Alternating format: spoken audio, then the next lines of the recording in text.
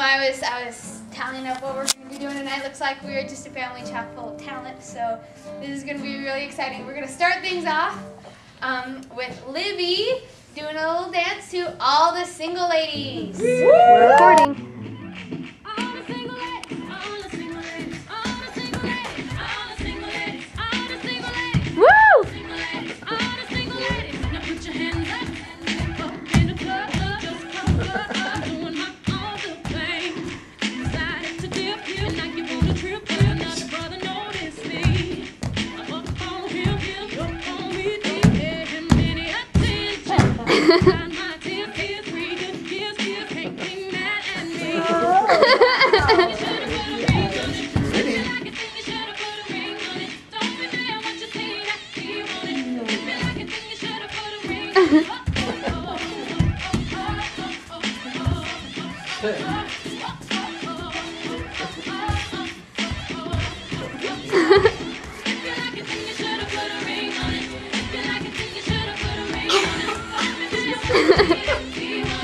Livy, I think you're just running in the circle now.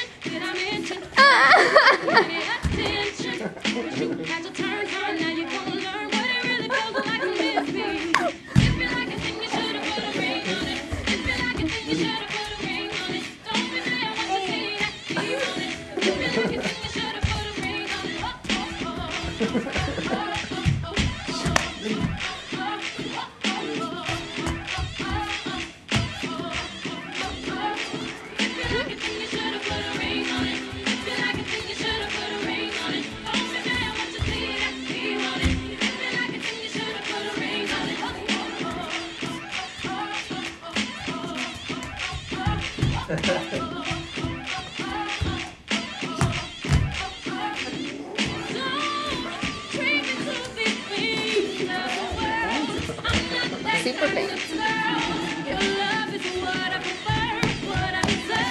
Yeah. Example, always make me cry. We know that though. I'll admit I split bananas, take Easter eggs and make them die, but I never harmed an onion, so why should they make me cry? Once I saw a salad dressing, my face got reddish, my oh my, but I never harmed an onion, so why should they make me cry? Potatoes I've mashed and berries I've crushed, I've made an artichoke, and that's not all. I've also whipped cream and beaten an egg. Yes, I've even made a melon ball. Of all the above, I am guilty. If punished, I know just why. But I never harmed an onion, so why should they make me cry? Why should they make me cry? I see my loneliness, it's killing me, and I must confess, I still believe, I think you're crazy. I think you're crazy. I think you're crazy,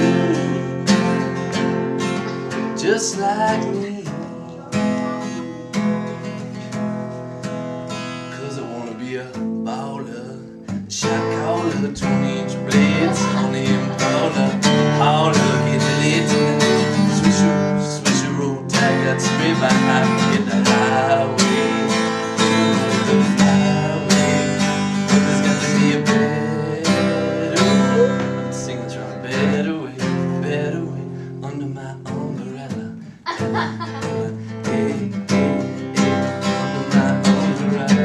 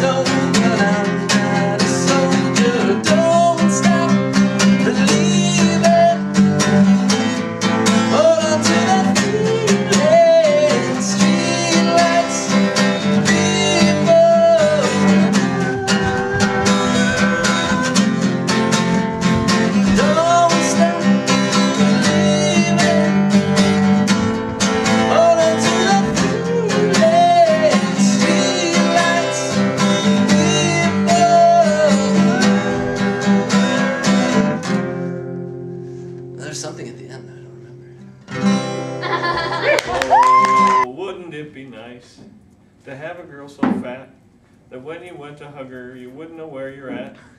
Oh, you take a piece of chalk in your hand and you chalk her where you hug her so you know where you began. One day, while I was chalking and hugging and chalking and hugging away, I met a man with a chalk in his hand, a-coming round the other way, oh yeah, a-coming round the other way. Why do wonder you can ever, she's too fat for me. Done in the midnight sun by the men who moil for gold. The Arctic trails have their secret tales that would make your blood run cold. The northern lights have seen queer sights, but the queerest they ever did see was the night on the marsh of Lake LaBarge I cremated Sam McGee. Now Sam McGee was from Tennessee, where the cotton blooms and blows, and why he left his home in the south to roam around the pole, God only knows. He was always cold, but the land of gold seemed to hold him like a spell, though he'd often say in his homely way he'd sooner live in hell.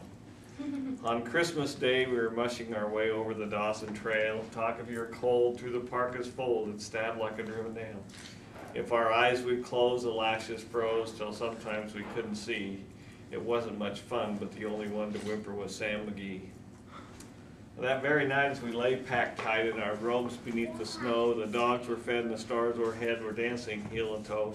He turned to me and Cap, he says, I'll cash in this trip I guess, but if I do, I want that you won't refuse my last request. Well, he seemed so low that I couldn't say no, and he said in sort of a moan, it's this cursed cold and it's caught right hold, and I'm chilled clean through to the bone. Yet 'tain't being dead, it's the awful dread of that icy grave that pains. So I want you to swear that foul or fair, you'll cremate my last remains. Well, a pal's last need is a thing to heed, so I swore I would not fail. We started on at the streak of dawn. Oh, he looked ghastly pale. He crouched on the day, and he crouched on the sleigh, and he raved all day of his home in Tennessee. And before nightfall, a corpse was all that was left of Sam McGee. There wasn't a breath in that land of death as I hurried, horror-driven, with the corpse half hid that I couldn't get rid because of a promise given. It was crouched on the sleigh, and it seemed to say, you may rack your brawn and brain, but you promised true, and it's up to you to cremate these last remains. And every day the quiet clay seemed to heavier and heavier grow, but on I spent, heavier and heavier grow, but on I went, though the dogs were spent and the grub was getting low. The trail was bad and I felt half mad, but I swore I would not give in, and I'd often sing to that hateful thing, and it hearkened with a grin. Till I came to the marge of Lake LaBarge, where a derelict there lay. It was jammed in the ice, and I saw in a thrice. It was called the Alice May. I looked at it and thought a bit, then I looked at my frozen chum. Then here, said I with a sudden cry, is my crematorium. Some planks I tore from the cabin floor and lit the boiler fire. Some coal I found was lying around and heaped the fuel higher. The flames just soared and the furnace roared, such a blaze you seldom see. Then I burrowed a hole in the glowing coals and I stuffed in Sam McGee. Then I made a hike because I didn't like to hear him sizzle, so when heaven scowled and the huskies growled and the wind began to blow, it was icy cold, but the hot sweat rolled down my cheeks and I don't know why, and the greasy smoke in an inky cloak went streaking down in the sky. I do not know how long in the snow I wrestled with grisly fear, but the stars came out and they danced about her again. I ventured near. I was sick with dread, but I bravely said, I'll just take a peep inside. I guess he's cooked, and it's time I looked, and the door I opened wide. And there sat Sam, looking cool and calm in the heart of the furnace glow. He wore a smile you could see a mile, and he said, please shut the door. It's fine in here, but I greatly fear you'll let in the cold and storm. Since I left Plum Tree down in Tennessee, it's the first time I've been warm.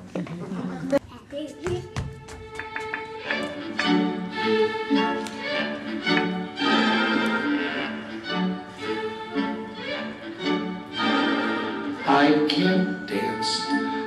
can't dance, besides I'm 2 feet shorter than the girls are.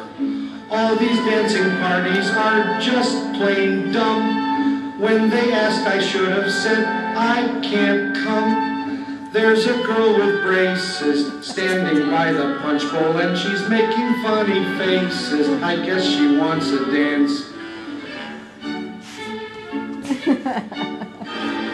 I can't dance. I can't dance. Besides, I look so awful in these braces. If that boy wants me to dance, I'll just die. I'm so tall and he's about 3 feet high. Ever since September, I've been taking dancing lessons. Now I can't remember how the heck to dance. Pardon me, my name's Jeff, and I don't mind if you are tall and skinny. And those braces on your teeth, they're real neat. Thank you for the compliment, gee, you're sweet. Your name is Carlotta. I met you last summer when we went to Camp Granada. You wanna try to dance?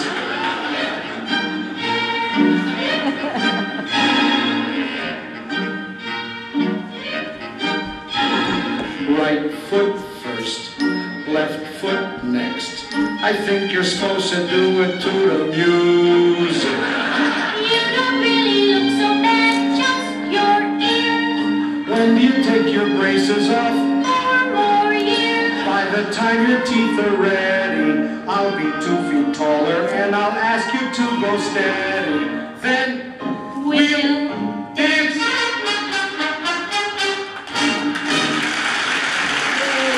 Oh, say, can you see by the dawn's early light what so proudly we held at the twilight's last gleaming, whose broad stripes and bright through the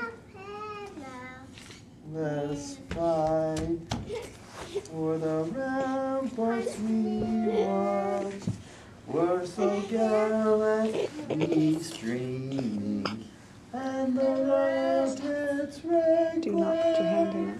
the bombs bursting in air gave proof through the night that our flag was still there.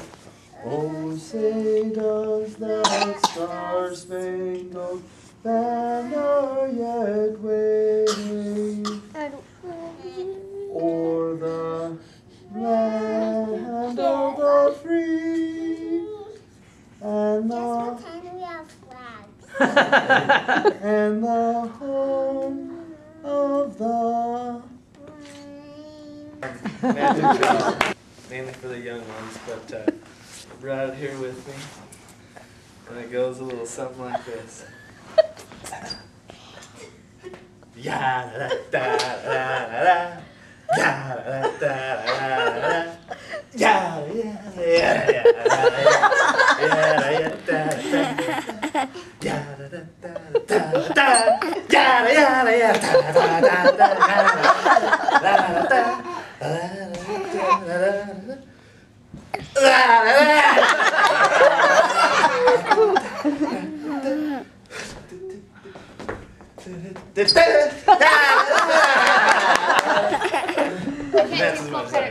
Because I just wrote the music, somebody else wrote the lyrics. But the song actually is about Sarah and Libby. So.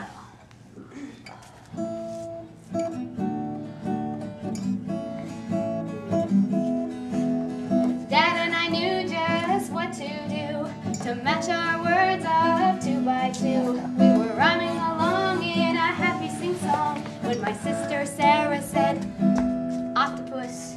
Oh, Sarah, I told her, quit it. You're much too young to get it. There isn't a rhyme for octopus.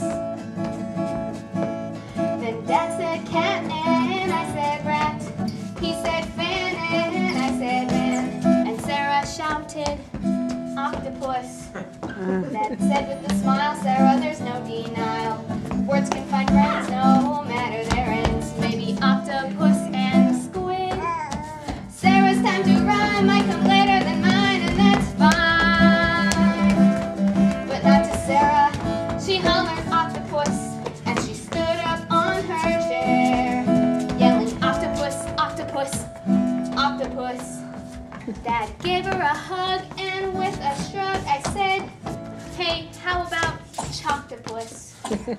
Then Sarah cheerfully sat down, and Dad said we both wanna run time.